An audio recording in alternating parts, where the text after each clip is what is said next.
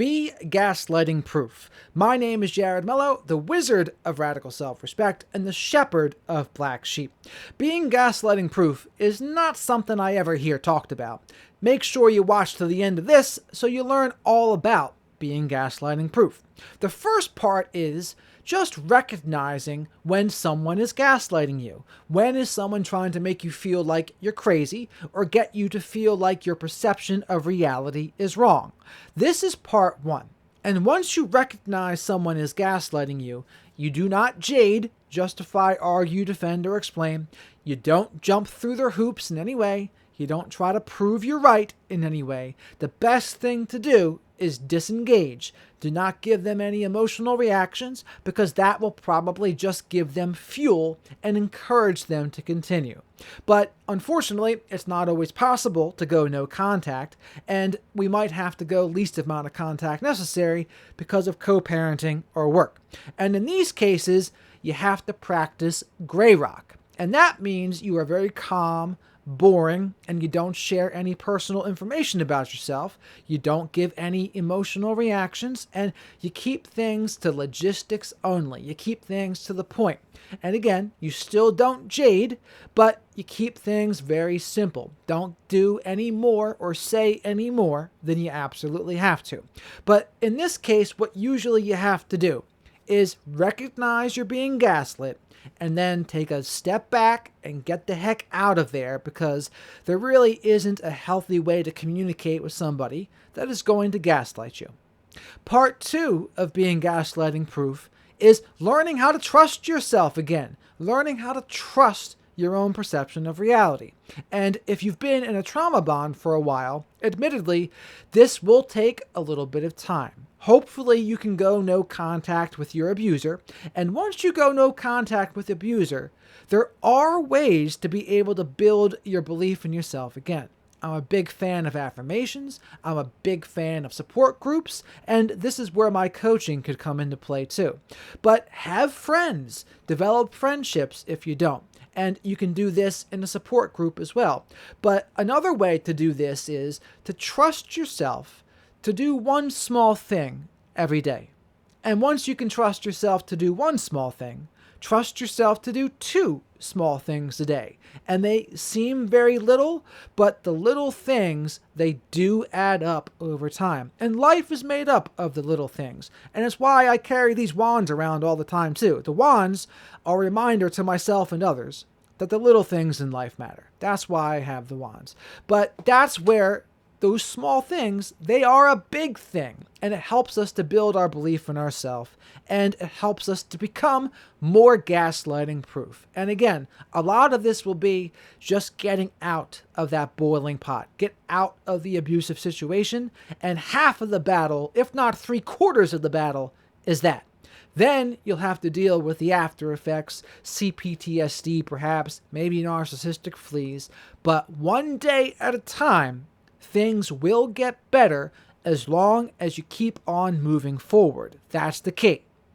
Part three of being gaslighting proof is probably the most difficult, but what I would recommend doing is write down all of the ways that you've been gaslit in the past, or specifically the times that the gaslighting really got under your skin the most. And write about those times. See what kinds of patterns that you see on the paper there. Are there any specific things you were normally gaslit about that gave you a big emotional reaction? Were they about your abilities in some ways? Were they about your vulnerabilities or your weaknesses?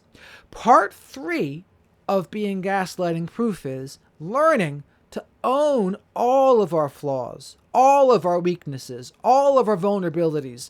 And when we own all of our shortcomings, our defects, two magical things can happen.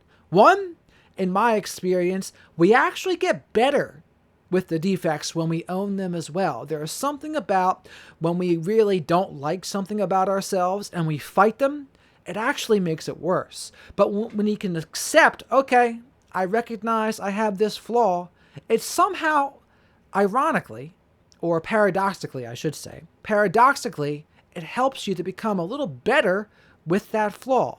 And the second magical thing that happens is when we own our flaws, that can no longer be used against us.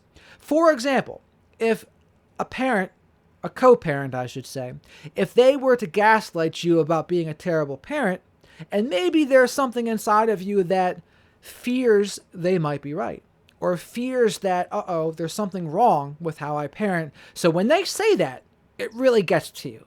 And I'm not saying they're right in any way. I'm just giving an example. But if there's something like that that's going on, and it really does get under your skin, that means there's some work for you to do in that area. There's a signpost, and that's pointing you in the direction of the area you need to grow.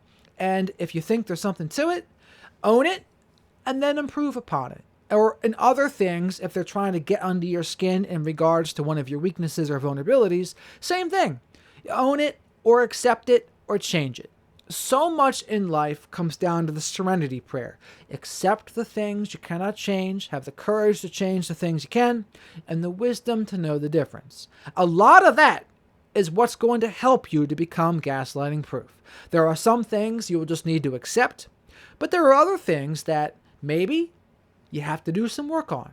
The things that you accept about yourself, that will help you to be gaslighting proof because they can no longer be weaponized against you when you truly own it and you accept, I'm not perfect. And if it's something that you do need to work on, then you do the work on it so that then they can't bother you with that as well.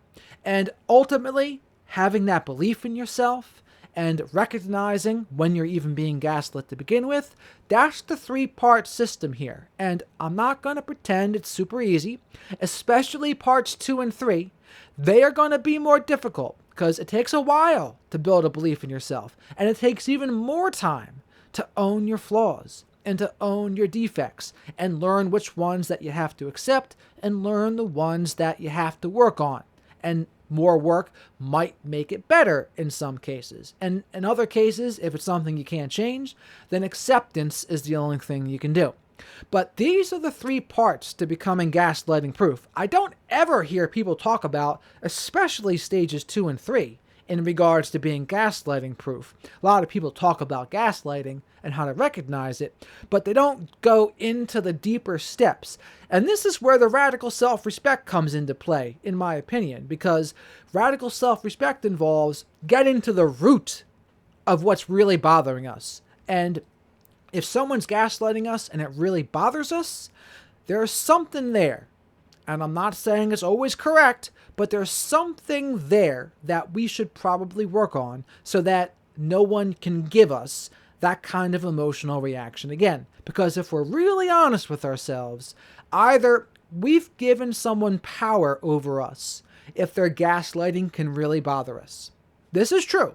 And I can notice this happening to myself sometimes in comment sections. When someone gives you a zinger and tries to hurt you, yeah, it is tempting to want to defend yourself. And then I learn I have to take my own advice. And for all of us, it is the most difficult to take our own advice. But in that case, it's like, who do I think I am to have to prove myself to somebody? I don't have to prove anything. If I'm confident in my beliefs in myself and my coaching, etc., that's what matters. I don't need to prove it to every internet stranger that comes around. And I get it.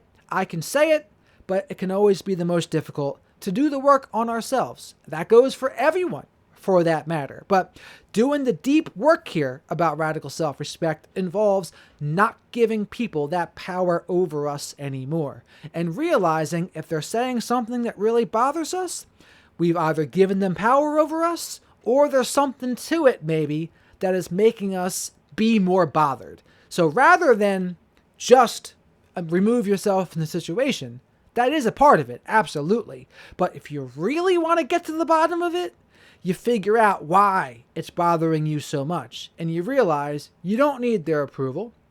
And when we accept our flaws and own our flaws, no one can use them against us again. And if we trust ourselves enough and our abilities enough, no one will be able to get to us in that regards again. And that's ultimately why wouldn't we want to do that? This is not to victim blame anyone. I want people to be gaslighting proof, because when you're gaslighting proof, you are less likely to ever be a victim again. And why wouldn't you want to be that? Why wouldn't you want to be less likely? I don't know the reason why you wouldn't. So, but that's what I do for me, and that's how I practice radical self-respect in this area. And one of the ways I try to do this also is remembering LO, L-O. And everything that happens, there's something to learn and an opportunity. And if I get an emotional reaction from somebody that is trying to get under my skin, it's time to ask myself a couple questions. Why is this person bothering me? Why have I given this person power over me? And what is it they're talking about that is really getting under my skin? Maybe it's just their tone. Maybe it's the subject matter. Maybe they're touching on something that I'm not secure in with myself. But these are questions to ask myself. And again, it's not blaming me. It's just looking to what can I do better? What is on my side of the street that I can improve? Because there's no other way to look at it in a pragmatic way if we want to have the power in the situation. Our power is in what we can do. How do we change our side of the street? That's where our power is. If it's on the outside in regards to somebody else, we have no power over them. We only have power over our actions. And that's why I like the LO. In every situation, there's something to learn and an opportunity. And I like trying to examine why someone bothered me or why I gave them power over me, because that's where my power is in looking at where I can do better. And to me, that's what the radical self-respect way is all about. And I recognize that's not going to be for everybody. And especially people in the early stages of healing, stage 1, they're not ready for that yet. And that's totally fine. And maybe they're never ready for that. And okay, who am I to say they're doing it wrong?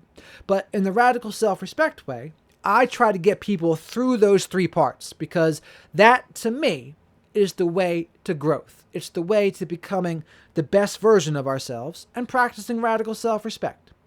If you got this far, please remember to subscribe to the video. If you haven't already, like the video. If you liked it, share this video with others. And comment below if you've tried to do this. Have you tried to become gaslighting proof at a point? I'd love to hear it, and I'm sure other people would love to hear it too. And with that, maybe share this video with someone that you think might benefit, and have a great rest of your day.